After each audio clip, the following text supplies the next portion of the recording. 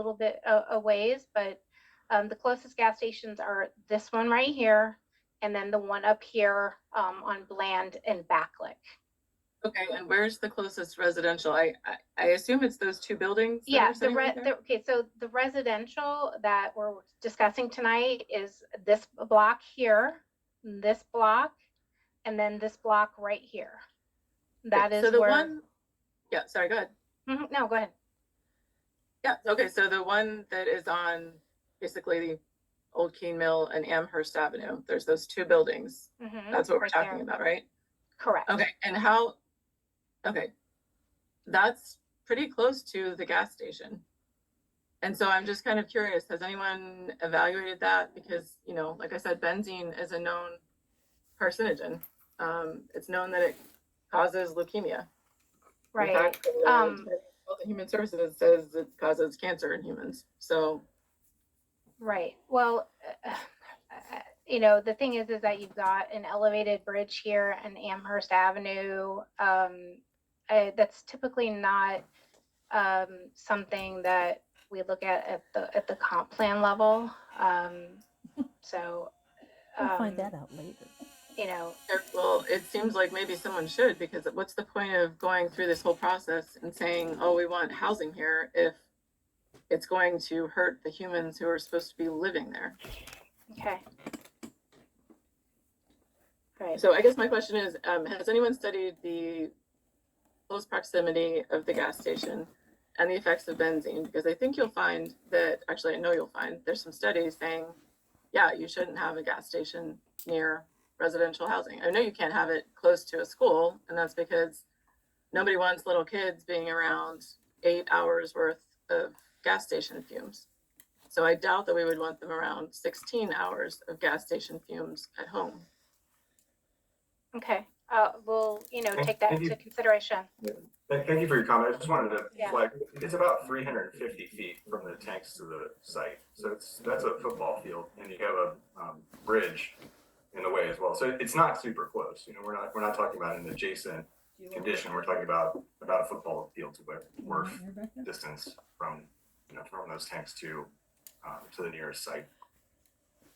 Yeah, I think I've seen something about having gas stations within 1,000 square feet or 1,000 feet is where you need to be worried. So, but I'm sure you're going to look into it. So thank you. Thank you, Joy. John Nicholson, you're back. Yeah, thanks, Ed. What new information is going to be available before the January the 4th public comment period?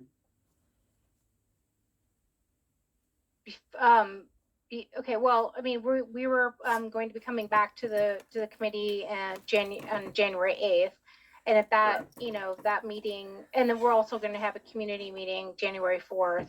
And what new information is going to be available for that community meeting? Right, we'll have some of the staff analysis available, and some of the analysis probably also from the property owners, developers. So we'll have that information available to you. Is that available for review in advance of that meeting, or is that the first exposure of the information? Yeah, that would probably be for us to prepare that information. We would be sharing it with you at that meeting, so we, you know, give it to you then. Yeah. Okay. You've heard a lot about transportation, and you will continue to hear it. The 2017 comprehensive plan appears to be the transportation baseline. And every time we get a new development, they say, well, it's 50 or 500 cars over or under the current approved transportation baseline. But if the transportation baseline is wrong, and it appears to be because it's congested everywhere, much of the time, then who takes a look at that aspect of it to see if you're judging new developments based on an incorrect baseline? Is that ever looked at that high level down? Yeah. Well, when you say baseline, are you talking about what the comp plan, like basically we take what's planned in the comp plan, Right. and yes, I mean, I can talk this, but we also have, I don't know, Tom Burke here. I don't know if he'd want to talk to some of the transportation stuff, but I can tell you that what we typically do is that we take the comprehensive plan, and it's actually, we do a calculation of the comprehensive plan potential. And it's also, and we feed that into also a regional model as well. So often that's something that is used for the transportation analysis. So we're looking at the comprehensive plan as it is in black and white, written, and we develop a potential, so a development potential, and that is also then used in our regional transportation models. So that is kind of what we establish as sort of the baseline for the comprehensive plan. Does the transportation policy plan get factored into what you're doing? That talks about the county wants everybody to ride a bicycle or walk. And I guess therefore they're not going to give parking to everybody to force you not to have a car. Is that the comprehensive plan type of discussion that needs to be made? We do look at pedestrian, and we look at bicycle facilities at the comprehensive plan level. I know Tom has given me, we've talked about, he's talked about pedestrian level of comfort and bicycle level of comfort. And what that means is they evaluate, like say, a street, or they evaluate bicycle facilities to see how comfortable they are for a person to ride on those. Those are things that we look at. We look at whether there are facilities actually available. And we talked about for a lot of these residential developments how the pedestrian amenities are going to be important. So we absolutely do consider things of that nature at the comp plan level. Okay. Does the county parks department get involved in this comprehensive plan work? Because often when the developer comes in, he says, I'm going to give you this much green space. I'm going to put a small playground over here. But we never hear from the county parks department that says these 1,600 new homes justify open space and a park separate from what is inside the development, but a county facility. Do they look at it and come in and talk about that kind of thing? They do. They do look at the development. They look at the number of residents that are going to be generated by a development, and they will say, we need this number of we need open space for this. So we are in a deficit of ball fields. We're in a deficit of say playgrounds. We need urban parks in this area, etc. So those are things that we do look at as part of our analysis. And is that a part of what you'll be bringing to us, what the county parks department says is needed? Yeah, we'll be bringing some of that analysis too. Again, it's at the comp plan level, so it's not going to get down to the nitty gritty detail, but it's right. Broad, statements of need basically in the area. And what's required to fund those things to make them happen? Because you put in the developments, and I'm not sure you ever build a new park. Again, we're getting into some of the rezoning aspect of it, but there, they do provide open space. Sometimes I believe that can be, Graham, you can correct me on this, if there are contributions to open space. I'm not sure about that, or to facilities. Yeah, so John, it's a good question, just to add to what Katrina was noting. So typically in areas like this that are, our activity centers, we have what we call the urban parks framework. And so what that allows you to do is, even if the park authority is not the entity that ultimately would be the one building or maintaining the parks, we do have policy. You mentioned the policy plan. We have policy plan guidance that talks about publicly accessible but privately owned and maintained park spaces. And so that's a fairly common strategy these days for ensuring that we're getting the kinds of open spaces that we need in an urban or urbanizing area. But that it's, that you have a private entity that's ultimately responsible for owning and maintaining. So that could be a strategy especially if there's areas that on these sites where it'd be advantageous to have those kinds of facilities.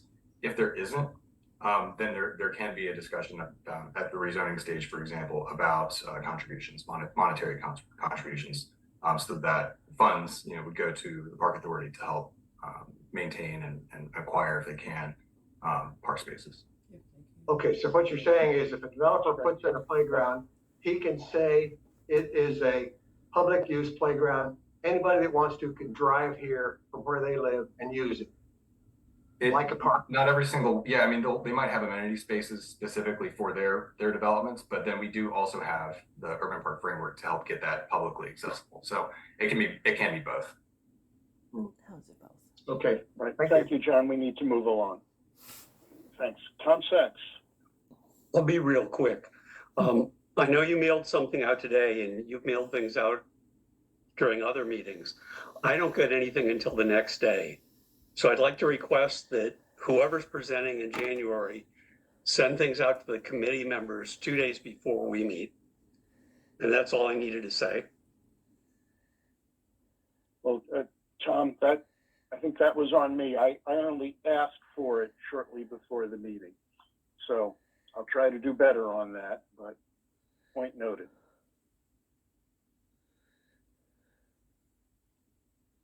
That's it, Tom? I guess so. Yeah, he's done.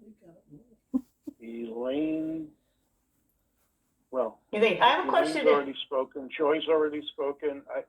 We do Okay. have a new hand up. I'd like to get to Carol before we get back to people who've already spoken. Yes, I have, I guess, So, one of my Carol, questions. Carol, go ahead. Can you hear me? He was trying.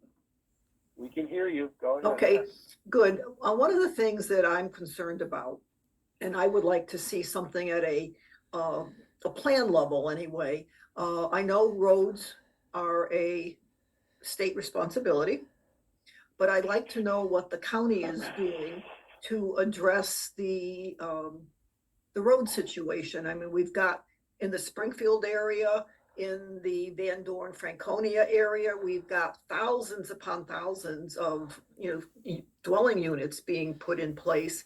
And we're looking at everything site by site. We're basically using the spot zoning technique to upgrade the comp plan. And the roads and transportation seems to be being ignored on a comprehensive basis. And a lot of these places are at a standstill many times, several times a day, even on weekends.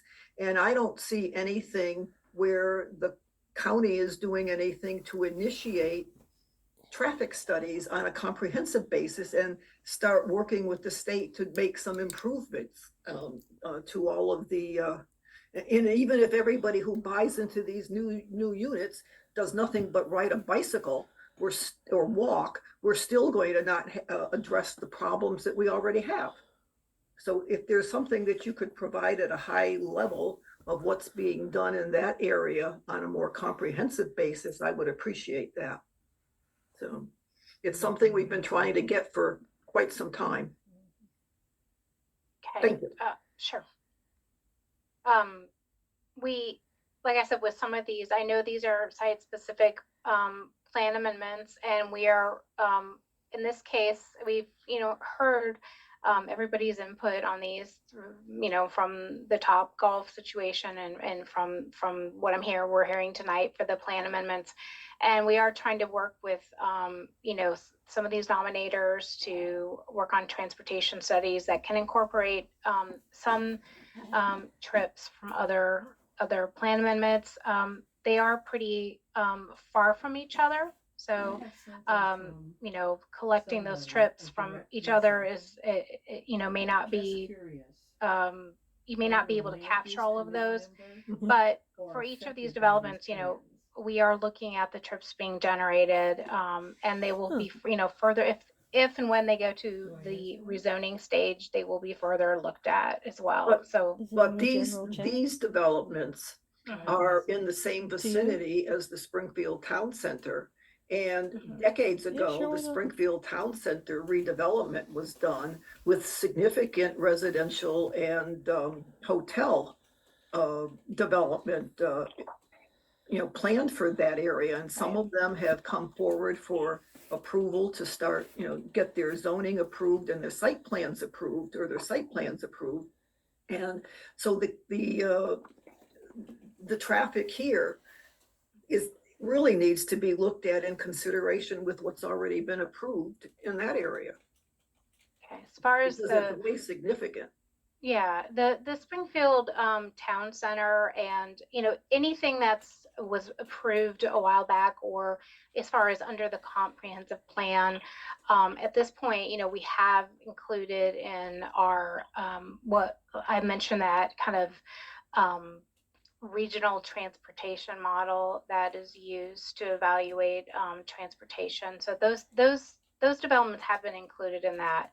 And when folks have to do a transportation analysis, they will often have to look at that regional model and include that in their analysis. So, So when we see a traffic study for these well, and applications, it will take into consideration everything that was approved for Springfield Town Center that hasn't been built yet? I have to double check and see. I actually have contacted a staff member who actually provides that input to see what exactly what is being considered as far as the town center. So we're going to look at that. Not all of these particular developments are going to generate trips over the current comprehensive plan, so they may not have we may not have a transportation analysis for them. So I don't know if Tom, if you have, this is Tom. I was just going to say that the town center was approved, at least the bulk of it was approved in the 08 or 09. Right. And the plan for the CBC and the TSA was updated in 2010. So that was all accounted for. And over the years, the Department of Planning and Development and the Office of Management and Budget, they send land use forecasts to the COG in Washington, D.C., and it includes land uses that are from the comprehensive plan. And what Katrina's saying is she needs to make sure that we typically look 20 years out. So we look at the year 2045, and we are double checking to see if the 2045 land use accounted for all or most, or hopefully most of, at least most of the land use from the town center. So we'll be double checking on that. And it should account for all of the recent approvals. And if they don't, then we can have them layer trips on separately. Like in this case, I think we would ask the Springfield Amherst site to account for the trips coming from the Frontier site and vice versa. They are pretty close. They're both within the TSA and the CBC. And we would look at other sites as well to potentially look at as well to make sure that those other trips from other sites are also being accounted for if they are not already accounted for in the land use that we use to generate growth. I don't know if that makes sense. Thank you. All right, thank you, Carol. Jane Kelly. I have a question about, I think this is a part of the comprehensive plan that, I think this question is for Graham maybe. How do they decide that they're going to take a road from a 4-lane to a 2-lane, for instance, the road from the Island Creek Fountain to Hayfield Road? And do they ever reevaluate how many bikes are on these roads? Because I never see any bikers on these roads, but it's gone from 4 lanes to 2 lanes. So how does that all work together? You could address that. Yeah, it's a good question. So Jane, it sounds like you're talking about like a road diet, for example, where you're taking an existing condition and narrowing it down. I'll let Tom speak to the specifics. I mean, in most instances, you have to have a kind of a specific set of conditions in order for a road diet to be contemplated. Mostly, if something generally is overbuilt relative to the actual volumes on that road. But Tom, do you want to describe kind of that situation where you'd go and repurpose lanes for other modes? Yeah, I mean, a good example in the area is Commerce Avenue from Old Keene Mill up to Amherst, the kind of the loop behind the shopping center. That used to be a 4-lane road. It was road dieted down to a 3-lane, so 1 lane in each direction with center turn lanes. And they were able to use the extra space gained to provide enhanced bicycle pedestrian facilities. So that that's being done quite a bit throughout the county. Every time we work with VDOT, every time a roadway is scheduled for restriping, we typically huddle with VDOT and we say, should we restripe it as a 4-lane? Should we restripe it, or should we restripe it as a 2 or a 3 lane so that we can put in on-road bicycle lanes, or maybe create more space for shared use paths? So this happens. Another example is Walker Lane over at Metro Park and Innova. Metro Park. That's another 4-lane road that was road dieted down to a 2 or 3 lane with enhanced bike ped. So absolutely on the table. It does, VDOT, as you all probably are aware, they maintain all of our roadways and signals. So all we can do is get in the ear of VDOT and hope that they, they work well with us. We work well with them. And if there's a case to be made to road diet any of the roads in the CBC or the TSA, it's certainly on the table. Like I said, the key turning point is if VDOT's going to go spend some money to restripe a road because the striping or the pavement's not in good shape, so they need to go and redo the road, that's when they'll go in and work with us to determine whether we should keep it the same or whether demand indicates that you could actually reduce the capacity and focus on the alternative modes. Thanks. Thank you. All right, Elaine Anderegg. I just wanted to follow up with what I think it was John was saying when he was asking, because we're talking transportation, but the overall plan we've also brought up is about things like the parks and recs and libraries and all these things that are needed. So when you say you coordinate, Katrina, with the parks and recs people on the project, are they looking at just this specific little project? Or are they also taking a look at, yes, there's this one that's going to go on Frontier, and there's this one that went in at the mall just recently, and there's Top Golf going in. Are they taking that bigger picture when they do that coordination with you, or are they just looking at the little project you gave them? They're looking at the site-specific plan amendments when I give those to them, but they are also cognizant of the need in specific areas for parks as well. So I mean, they are looking at the site-specific plan amendment, but they're also aware of the existing facilities in the area. So that's what they're looking at. Okay. You're hearing from all of us is that there's a bigger picture that needs to be taken a look at now that we're starting to talk about adding so much stuff in. And so it's transportation, but it's also like the parks, it's the school systems, it's all of that needs to be looked at in terms of not just one little project that's adding 50 houses or 100 houses or 400 houses, but all of them. And then this other question they were just talking about on the bicycles. I think the question was really, how do you guys decide that this 4-lane road should be gone down to 2 lanes for bicycles when we're seeing after the fact there's no bikes on it? I can try to answer that. I mean, there are often arguments that we shouldn't be expending resources on bicycle and pedestrian facilities because there's a feeling that no one will use it, but we don't have that attitude. We want to create, there was a connectivity study for Springfield in 07, 08, and the comprehensive plan in 2010 had a high priority on the alternative modes. And I know it's been 13 years, but we're still trying to work towards achieving that. And I think these plan amendments can help. If we look at the area broadly in the future, we can take another look. But we do think that if you build it, it will come, and eventually people get sick of the traffic. If you supply more housing in the CBC and the TSA, then you're more likely to have people that will live and work in Springfield and not need a car as much. So I understand what you're saying. In a lot of cases, unfortunately, you build a facility and no one's using it yet, but we are hopeful that those facilities will be used.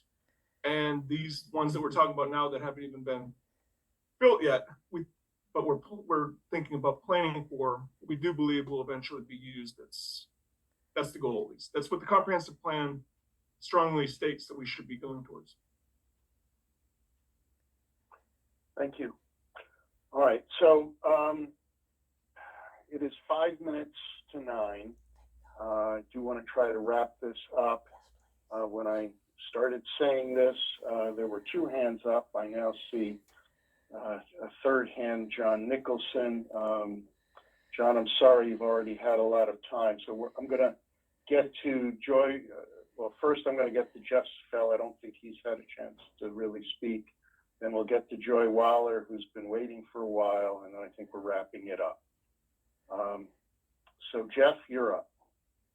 Thank you. I think after listening to all this tonight, I think the one thing this committee is sort of asking for, but maybe you haven't said it specifically, we need a comprehensive traffic analysis that includes everything, whether it's already in place, whether it's planned, zoned. We need to see that before we make any decisions. I think that's what everybody here needs to see. And I think it's really important that this committee get that information before we make any other decision. That's it. Thank you, Jeff. A Joy. real quick question. Hi, I have a real quick question for Drew and then something for Katrina. Drew, did you say, maybe I misheard you, did you say that there's 294 units that'll have 300 parking spaces? I honestly, the numbers are really going to be subject to zoning downstream. I can pull back up our exact numbers, but they are all hypothetical right now. It's much further downstream as far as when we would get to a point to be able to give you an exact quantity. So Okay. I'm So just an gonna observation. responding Sorry. to further downstream when we're having more developed plan. Okay. Well, just an observation that members of this committee can assure you that that would be nowhere near enough parking, I think, for what they've experienced. But Katrina, thank you, Drew.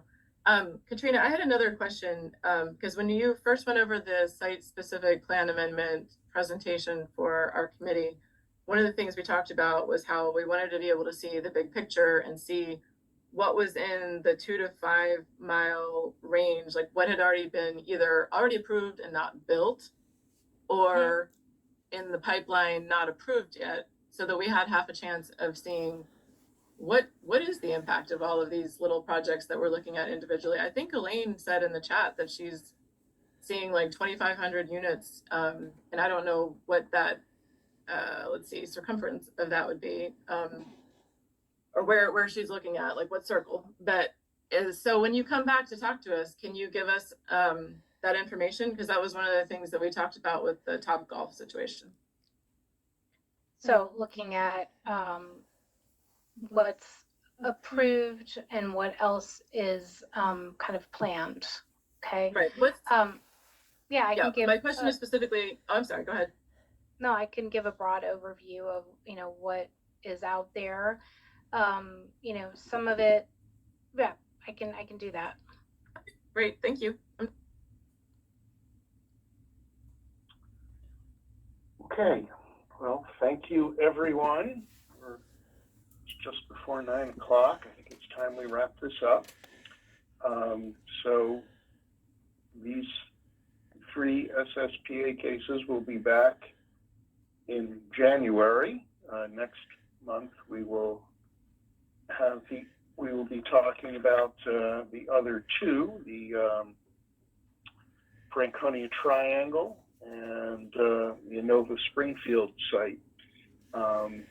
We will also have a regular land use case on the docket next month as well. Be on the lookout for an announcement about a special in-person meeting with Supervisor Lusk and Planning Commissioner Lagana and DPD staff to talk about where we go from here on the Top Golf site.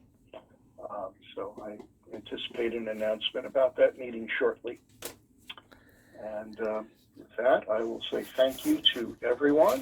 Thank you, Katrina, and everyone else who presented, and all the committee members who have given us their input. Appreciate it, and we will see you all next month. Thank you, Ed. Thank you, everybody. We are adjourned. Thank you very much. Good night.